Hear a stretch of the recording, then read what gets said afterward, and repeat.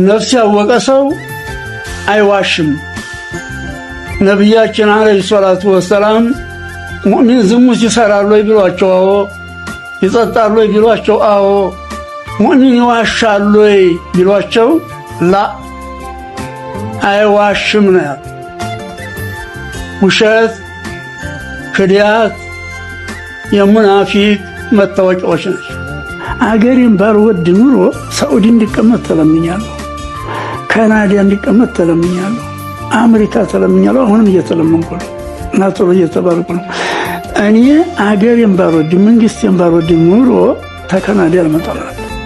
ካናዳ ዱንያ አዲስ ነው፣ ሃይማኖትም አዲስ ነው፣ ሁለመናው አዲስ የሚካሄድ ነው። በጣም በጣም በጣም ጥሩ አገር ነው። ተዛ አልመጣም ነበር። ስለዚህ አገሬን እወዳለሁ። በእውነቱ ደግሞ ተህርን አገራችን ብዙ መለያ ነው። በሰው ሐሳብ ነው የኖርኩት። ተልጆቼ ተባልተቤት የባልተቤት ጋር በልቼ አላውቅም። ልጆቼ ጋር በልቼ አላውቅም። እምበላው ተማሪዎቹ ጋር። አንበሳን አይበላም፣ ተሁላን አይበላም። ተጎሳው ሌላ ያለ ነው የሚያጠቃ። የሰው ልጅ ምን ሆኖ ነው ሰው የሚገለው? ምን ሆኖ ነው የሚዘርፈው? ምን ሆኖ ነው የሚያፈናቅለው? ተማርን የምንለው ሰዎች ትምህርቱ የት ላይ ነው? ትምህርት እኮ እውቀት ማለት ነው። እውቀት መጥፎን ነገር ጥሩ ሊከተል ነው። የራሱን መብት አስከብሮ የሌላ ሊያከብር ነው። የራሱን ሃይማኖት አስከብሮ የሌላን ሃይማኖት ሊያከብር ነው። እንዳው ዝም ብሎ ንባብ የሆነ እንደሆነ ከንቱ እውቀት ነው፣ ከንቱ እውቀት ነው። ተማወቁ አለማወቁ ይሻላል ብሏል።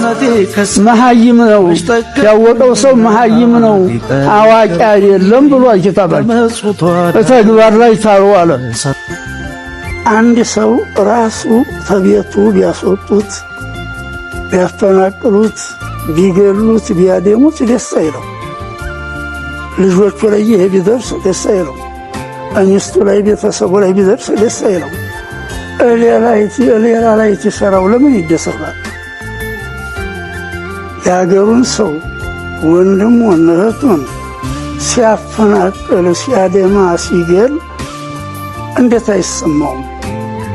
ይሄ አንድ አስገራሚ አስደናቂ ጉዳይ ነው። በሁለተኛ ደረጃ የሚገርመው የሚቃጠለው የኢትዮጵያ ንብረት ነው። የሚጠፋው የሚወድመው የኢትዮጵያ ንብረት ነው።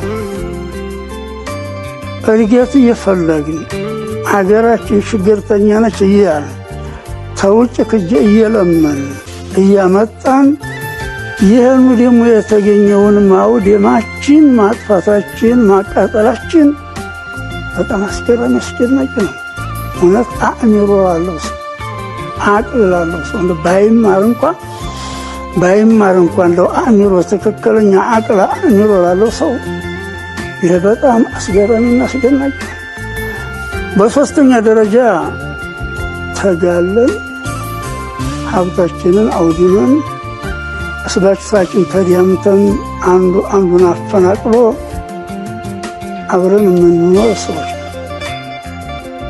የሞተውን ቤተሰብ ብዙ ይኖራል፣ ገዳይም ብዙ ይኖራል። ሀብቱም የተወደመበት ሰው ብዙ ይኖራል፣ አውዳሚውም ብዙ ይኖራል። እንዴት ያለ አቅል ነው የሚቀበለው?